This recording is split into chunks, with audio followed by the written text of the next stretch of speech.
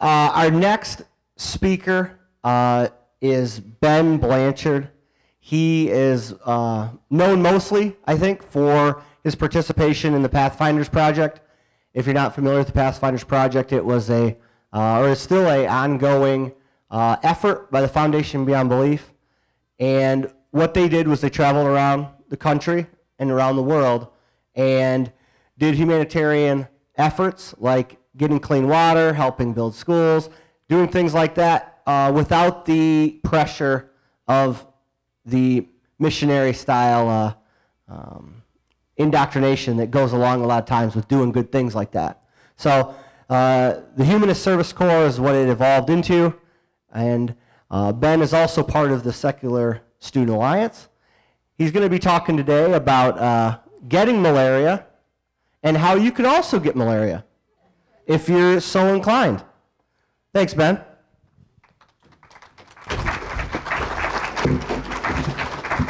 Well, howdy. So a couple things. I am going to be addressing a few topics that are kind of in-depth, really disturbing, depressing, death, people getting killed of witchcraft accusations, just to give you a heads up about that. Also, I have good news and bad news. Wait, does this work? Yay, this does work. So the good news, I'm here. The bad news, I lost my presentation. So instead, we're just going to look at vacation slides. So I was part of the Pathfinders Project, which was a year-long humanist service project to where we were doing the good things that often missionaries will do without the aspect of religion. So similar to Peace Corps without the awful political implications, very similar to, there are a few other smaller volunteerism type projects. And if you have questions about that, I would love to talk with you either at the Q&A or after. So please hold on to your questions about that. Feel free to write them down. Also, I noticed that some of you have cell phones. Please, feel free to add me on Twitter. I'm up here. I can just stay on here until you add me on Twitter. Also, please make sure to either put it on vibrate or airplane mode, whatever your fancy is. It's just kind of distracting when there's... Oh, that is at Ben Sweater Vest. I have no idea why that's a handle. I've never worn a sweater vest before in my life. Anywho, on to the talk. So the Pathfinders Project was a year-long humanist service project. We worked in 8 countries, so Cambodia, Uganda, Ghana, the Dominican Republic, and Haiti, Ecuador, Colombia, and Guatemala, with about 12 different organizations. And it was a full calendar year where we were not in the US, and we were just going at it, and it was awesome. We were focusing on working on clean water, education, human rights, and environmental work, all because these are things that are important to not only secular people, but they're really fundamental aspects. If we don't have these 4 things, communities can't really thrive in the way that they should. Those are the 4 pillars that we need to progress. And so in my talk, I'm going to be talking quite a bit about witchcraft. It's a really serious issue. And about the Humanist Service Corps, and, you know, just fun pictures of me. I like pictures of me. But seriously, a lot about witchcraft. Like, a lot. And the Humanist Service Corps. Anywho, so then we're going to teach you so that you have the tools to be able to do lots of hard work and be as happy as she is. That light is annoying. She's really happy, people in the front, you can see. And then we're going to consume this presentation starting now. So this was Connor, who was the director of the project, and he was a lifelong vegan until he went on this trip, and so that's him eating a deep-fried cricket less than a year after he started eating meat. He was a brave soul. This is us in Cambodia. Cambodia was the first area we went to. We were actually working out in a pagoda, so a Buddhist temple, which was a really interesting experience for us because being in the US, we really don't have much exposure to Buddhism, especially cultural Buddhism. In the US, it's a very different form of Buddhism than we see in most of Southeast Asia. And we were teaching, or primarily we were teaching English to school children so that they would be able to work in the tourism industry and be able to support their families. Cambodia, if you don't know, is a very war-torn country. The Khmer Rouge, which was the communist takeover, killed all of the intellectuals, anyone with a college degree, all of their doctors, scientists, politicians, which, as we now know, does not make a good society. They were incredibly war-torn, millions were killed, and is the first known example of generational PSTD. Generational post-traumatic stress disorder. It was stunning, some of the things that we saw there. For instance, this nice little dam, when we went, oh, thank you. Better, yay. So this wonderful dam, when we went there, we had assumed that it was just it was a hydroelectric dam. We thought that's how they were doing electricity. It turns out that when the Khmer Rouge came in and they built this, they had actually not told the people. There was a breakdown in communication. And so downstream, about 200 people died when their village was flooded, and they had no idea what was happening. We didn't find this out until a couple days later when we were showing people pictures, and he was like, "Why are you happy about that, Bong?" And I was like, "Oh, it's a hydroelectric dam, that's so cool." And they're like, "So many people died there." That was a less than fun experience. These are some of the monks that we worked with. Now, I have a lot of appreciation for these monks. They gave us this space in order to work. We were working with a project called Big Yellow House, which was a combination hostel English school. And so Americans will come in, they'll stay in the hostel, and that money goes to fund English programs. The really amazing thing is that that hostel employs people who have not worked in the tourism industry before. When your entire country's economy is based on tourism, they have so many people that they will only hire people who already have experience. How do you get experience? You don't! And so they provide that experience, enabling people to go from a living wage to a good wage, which otherwise they wouldn't have because it's a very difficult economy. I should mention here, me and Connor, two of us had already gone through and we'd shaken their hands, and Wendy, who's right there, was about to. You can see in this photo she's less than pleased. So we found out there that women are not allowed to touch monks because many years ago, according to the story, there was a female monk who was so beautiful and so precious that the male monks came around her and they worked with her, but her hair was too beautiful, and so they had to rape her. And I was like, what?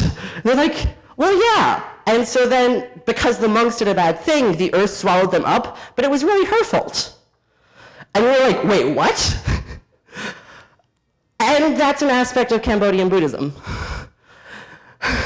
And so monks don't get to touch women because the earth will swallow them up after they attack her, which is terrifying. Not exactly the type of Buddhism we see in the US, but that's an aspect in a lot of people's beliefs, and that was something that we had to learn to work with. Here we are in a different area. This was a much more rural section. While we were there, only the teacher that we were working with spoke English, and unfortunately there were no stores, there were no restaurants. There was a school, a pagoda, and like 4 houses and then lots of huts. And so in this area, all of the grandmothers around came and made us food. Lots and lots of food, because they were told that Americans ate a lot, and I'm kind of husky. And so they would just come and bring us like 6, 7 courses, and they wouldn't let us stop eating. And it was mostly really good. There were some really kind of meh fish balls. But besides that, it was pretty awesome. And then every night afterwards, all of the men would come in, and we would drink some of the medicinal homebrew in the area, and we would talk. My Khmer is pretty rusty, and so we had a little bit of translation going on, but we learned a lot. The really interesting thing is that Michelle, who's right there, and Wendy, who took the photo, this was the first time that they ever seen women drinking, because that's not how things work in their culture. Where the women drink in one area, men drink in the other. And so as the Cambodians were getting more and more drunk, they would ask the women more and more direct questions, just because they never learned about how things like menstruation worked. And they turned out they were really curious. And so they asked. So, several really interesting evenings. While we were in that area, we were also digging wells. So in this area, because they rely so heavily on rice, they choose areas that consistently flood. Unfortunately, when areas consistently flood, it means that getting clean water is a lot more difficult because the water table itself gets contaminated. So they have to dig down much farther into a basin. It's a whole big thing. We didn't know much about it. The Cambodians who came with us did, which is awesome. Turns out they did it every day. They knew much better than we did, even though we're Americans and smarter. And so here you can see, it looks like they're digging. They're actually fixing what we did. So they were quite a bit smaller due to malnutrition. And so we were like, oh, we can dig much farther than they can in a single go. If you've ever gone ice fishing, they use essentially an auger. And so like they would make 2 rotations and pull it out, 2 rotations, pull it out. It turns out they're not doing it because they're not strong. They're doing it because if you go much farther than that, the vacuum builds up and you can't lift it out. And you can't twist backwards. And so like they spent a good day just like trying to get the instrument out to be able to dig wells. As I mentioned, it turns out they know what they're doing much better than we did. This was the first real example that I learned that, well, that I really internalized, that just because I'm a college-educated, relatively smart American doesn't mean I know more. I have a very specific knowledge, so do they, and it's important to work together to move forward. Now, if I had followed their instructions, we would have been quite a bit more productive that day, but since I didn't, because we didn't, it really put a hamper on it. Everyone was still happy and fun, but it really began the transformation in my mind that we are here to help, not to make things happen. They're already making things happen. We can help them do that. So after that, we went to Uganda, which is a beautiful country. It's a shame they won't let me in there anymore.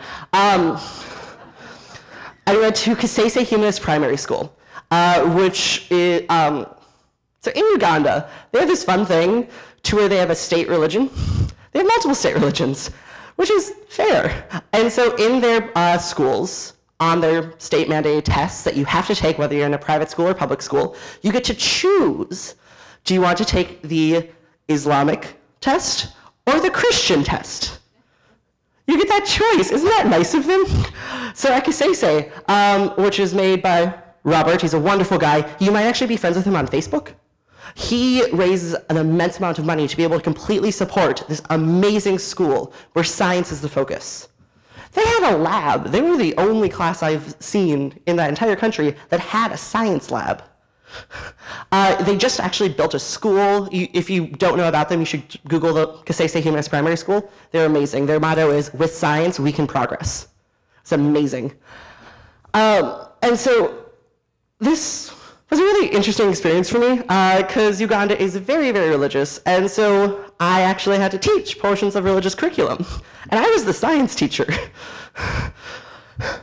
And luckily, Wendy Weber, who is still part of the foundation, she went to Yale and has her Master's of Divinity and is a very strong atheist. And so she actually helped to develop a cross-religious, interreligious, I believe she calls it an interbelief. There are several words that are used, curriculum to make it so that they can learn about multiple religions, including a lot of the local religions, Christianity, Islam, Baha'i, Buddhism, Judaism. They had never heard of Judaism, which is really interesting because they're so heavily Christian, but that's a whole other story. And so we were able to make sure these kids were getting a good education without being indoctrinated. They didn't need us because these kids were fierce atheists. Their teachers were very religious. And multiple times a day, we would see the kids arguing with the teachers about whether or not religious things had aspects. And it was so interesting, because I would never have assumed that before.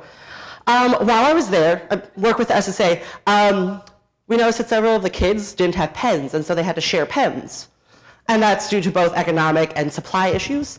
And so I was like, hey, August Brunsman of the SSA, can you send us pens? And he was like, why do you need pens? And I was like, because the kids need pens. And he's like, okay. And so he just sent us a box of 5,000 pens.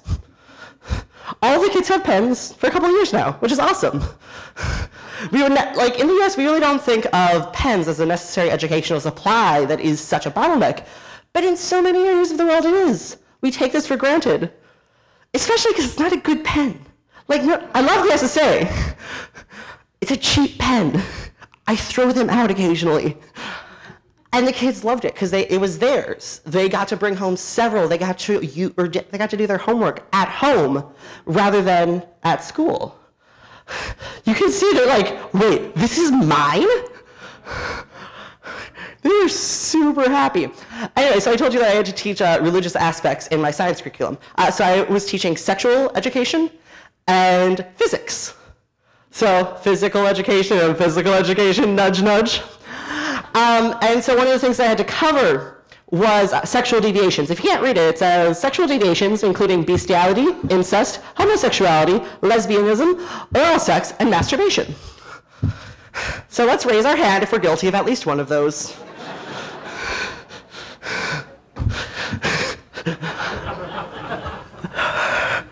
It's unfortunate because they were quizzed on it. Luckily, this was the equivalent of an elementary school, and so they didn't go into the nitty-gritty about how, in their state-mandated educational curriculum, Americans are the one who came, they would rape men, turning them gay, and that's how homosexuality entered Uganda.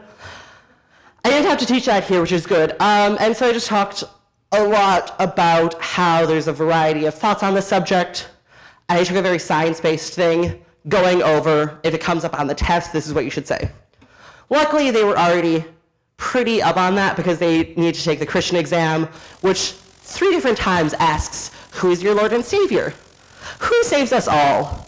Who do we have to thank for joy? Jesus. So they were pretty up on how to take tests that they didn't agree with. This one was just particularly difficult for me. As I mentioned, the kids would argue daily with their teachers. It's because they had debates every day. These kids were so good at debating. They would call out like parliamentary procedure. They would call out fallacies. I only have a couple of the fallacies memorized myself. They have all of them, and they will just call you out on it aggressively. This wonderful student, Robert, at one point, the debate was, is science hindering Africa or improving Africa?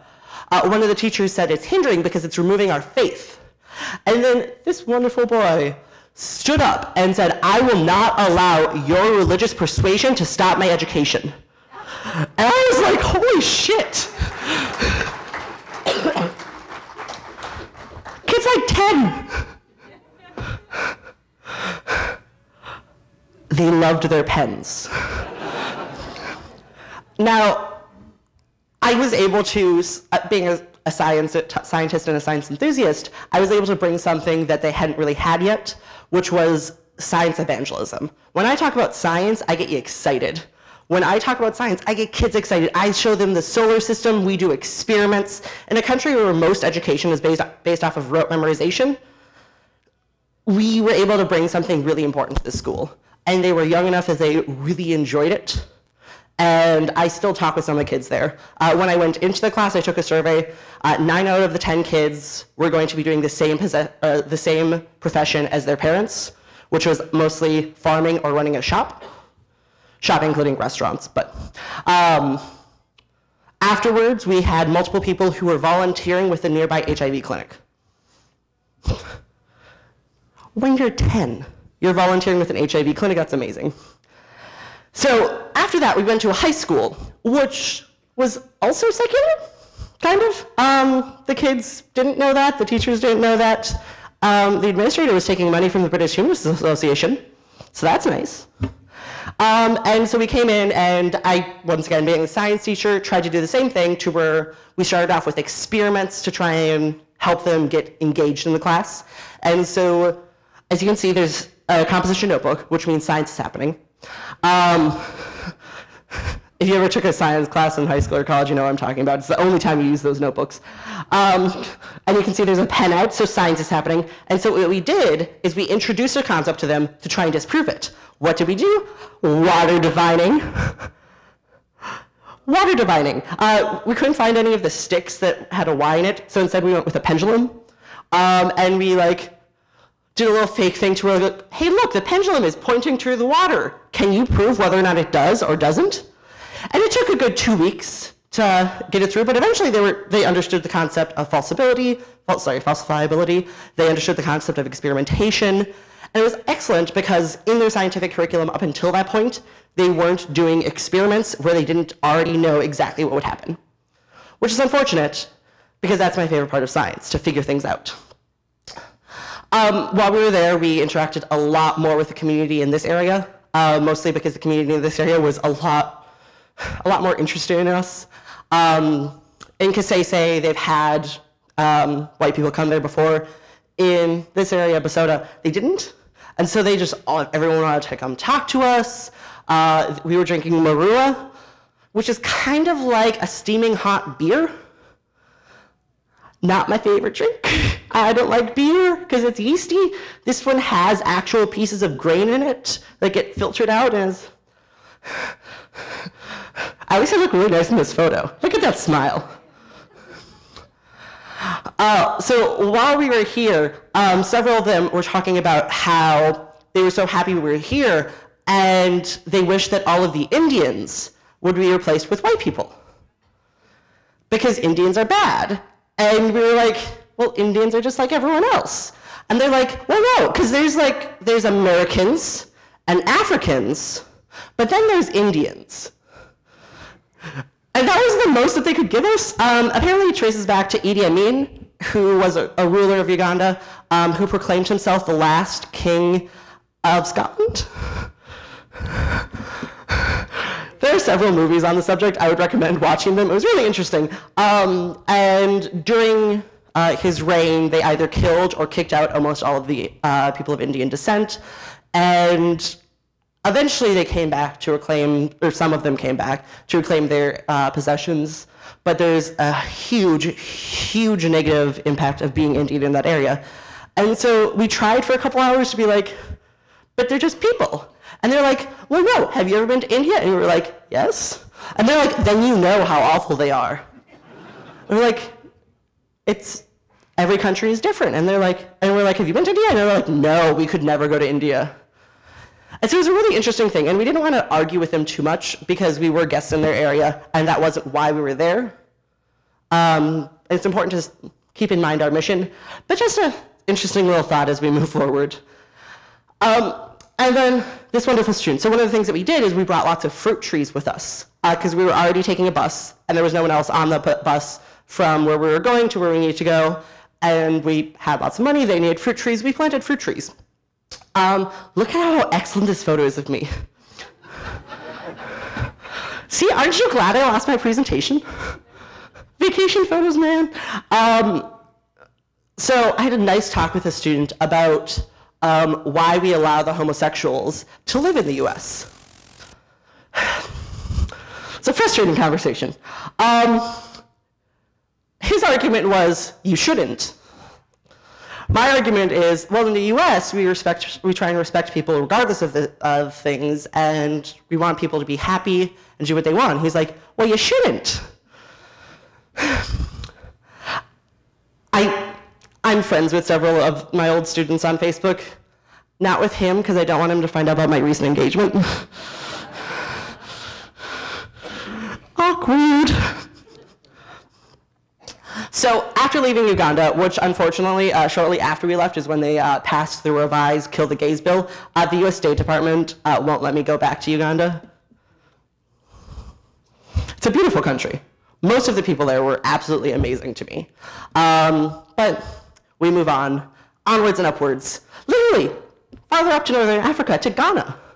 We worked with one of the best missions I've ever seen. So the unfortunately named AFAWI, which is Alliance for African Women's Initiative. We deal with that name. They have a wonderful mission. They support school children, specifically young girls who are going through menstruation. In that area of the world, if you're going through menstruation, you can't really be at school in this area of Ghana because you'll be shamed, you don't have access to supplies, which means that girls, starting at a relatively young age, are missing a week of school per month. Have you ever missed 3/4 of your education? It's very hard to be successful. And so what they do is they continue to make sure that they have those supplies, and they build leadership groups, very similar to SSAs, where they talk about hygiene, they talk about these things, they make sure that they know that it isn't something shameful, it's a perfectly natural process, the materials aren't going to kill you, and they just spread this around. And as a result of that, they're making schools where girls, for the first time in generations, can spend their entire month at school rather than having to be home for a month, meaning they can complete their education where before they couldn't. That's awesome. The commute wasn't. It was like an hour-and-a-half bus ride, and unfortunately in that area, the buses don't run on a schedule. They leave when they're full. I noticed that I'm running out of time, so we're going to skip forward to the good stuff. So we went to one of the slave castles, where I was like feeling really crappy for a couple of weeks now. I thought it was the food, because several of the dishes I really didn't agree with me.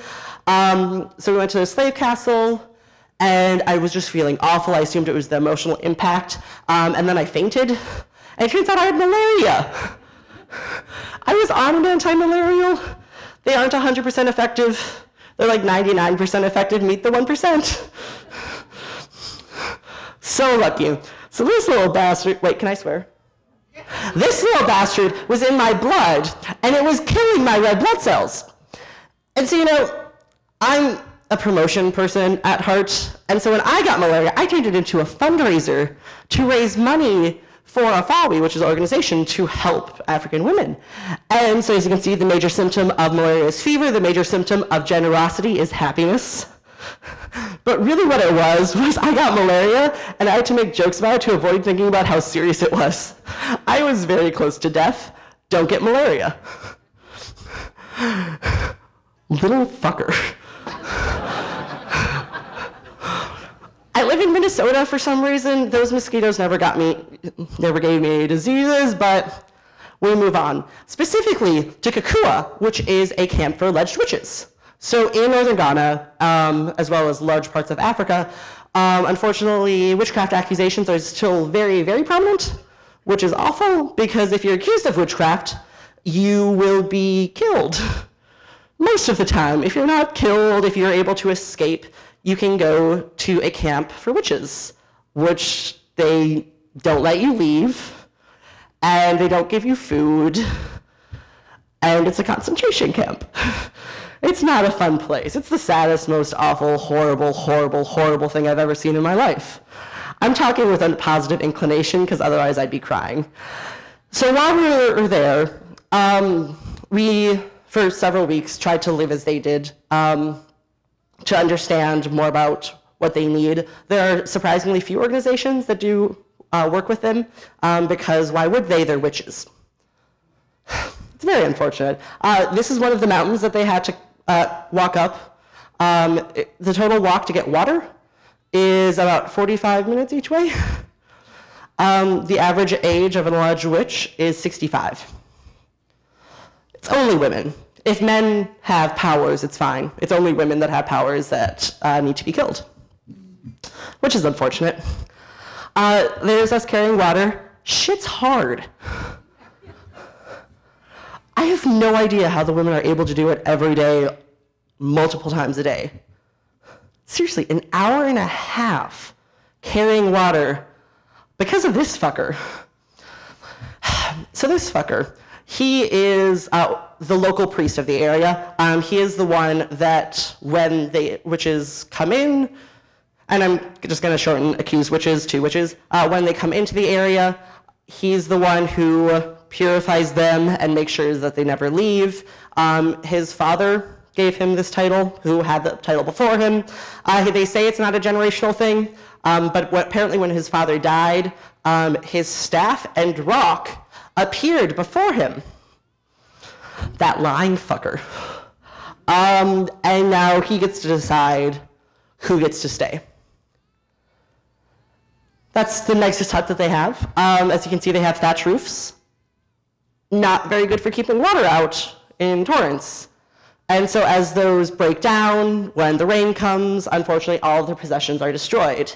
These are women who left with absolutely nothing. Many of them would run out a window to escape the mob that was coming to kill them. This was our translator on the left. Nice guy, college educated. He's part of the royal family of the area, and as a result, he is able to come and go as he pleases. Unfortunately for us, the royal family will give some of the accused witches supplies to live in exchange for a daughter or granddaughter to marry. Yeah, we weren't happy about that. This is the pharmacy. It had 3 products. One was like an aspirin. One was a basic antibiotic. The other one was a green leaf. I should mention that the rest of Ghana has universal health care. They don't get them because they're not people, they're witches. I'm going to breeze through the next couple countries. In Haiti, we learned a lot about community.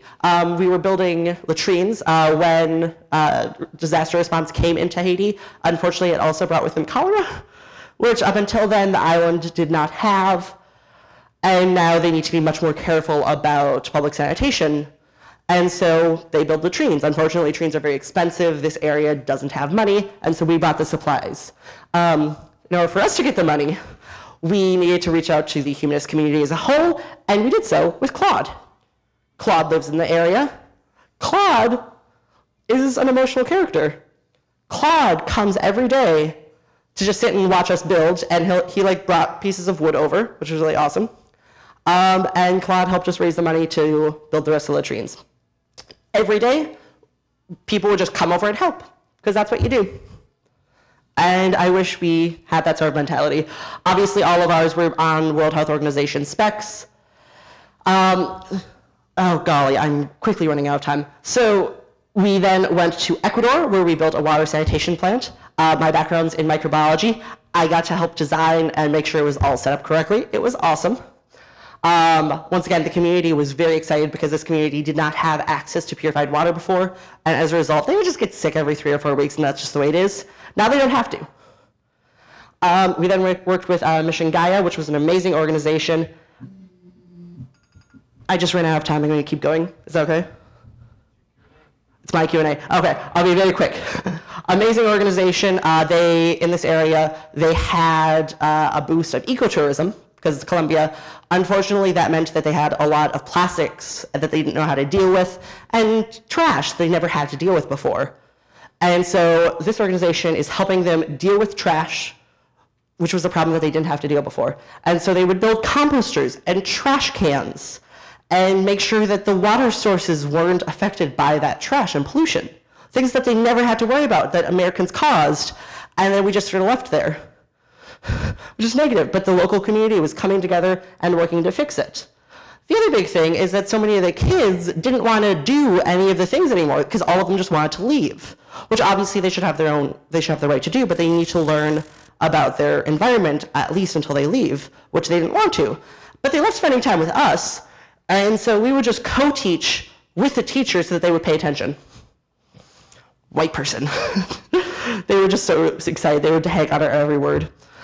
I'm here building a composter. Once again, the kids didn't want to until I was there. And then they wanted to because it was fun. Really interesting experience. We then went to Guatemala. In Guatemala, we worked with 2 organizations, both dealing with the incredibly poor. One in La Basurera, which is essentially the country's dump, where the children and adults will go into the dump to sort out trash, and they act as a recycling plant, except it's people. Once again, you don't ever get to leave that, in this case, just due to the economic inequality. The organization there is helping to make sure that they can have an education so that they can leave, and giving the mothers enough money so that they can help their children with education instead of having to work all day, every day in the dump. I made balloon animals. Kids loved it. Now, as part of this organization, or as part of Pathfinders, I took a lot of photos of people on paths. But it was an amazing experience because that's what service is. Service is an amazing experience. It will give you a flair for life. I got malaria, but malaria for me wasn't bad. Malaria is an excellent way to communicate to people the need for service. It sucks that so many of us don't hold on to service as an important concept, that we don't hold on to being charitable. Atheists need to be doing more. There is a negative connotation with being an atheist that we don't care for others, that we don't give. We know empirically that that's not true, but we still need to fight against that stereotype. And the only way to fight is to fight. And so for malaria for me, is telling people that we need to be doing more and we need to be doing it visibly. For me, it's about having these weird interactions with people, like a student from a Catholic university who became really good friends with me and decided to stop hating gay people. For me, it was losing in 180 days, 100 pounds because I got malaria. And not, even though some changes are terrifying, change is necessary, and you gotta roll with the punches, and you gotta make things positive. It was doing hard work, because hard work is important, and it was learning new things from people that I didn't assume I'd be learning from, because learning is important. We need to be acting as a community. We need to be doing things together rather than apart. And we need to stop fucking witchcraft accusations. That fucker. Anyway, if you want to learn more about the Foundation Beyond Belief, specifically the Humanist Service Corps, we're a thing. Currently, we have 4 volunteers working in those camps to help those women get basic needs. It is such a weird thought that these areas that I never saw before, I'm seeing again in other people's travel photos. It's weird to see myself and other people so strongly, but that's one of the amazing things that comes with service. It enables us to bond together in a way that you can't otherwise, because we're working towards something, and that's something we need to be doing more of. Not that I don't love these atheist conferences, because I do, and it's my community. But our community needs to be growing, and we need to be active. Sarah talked about how we need to be active politically, but it's not just politically.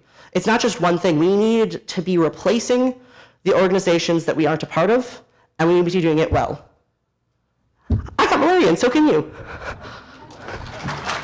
Thanks, man.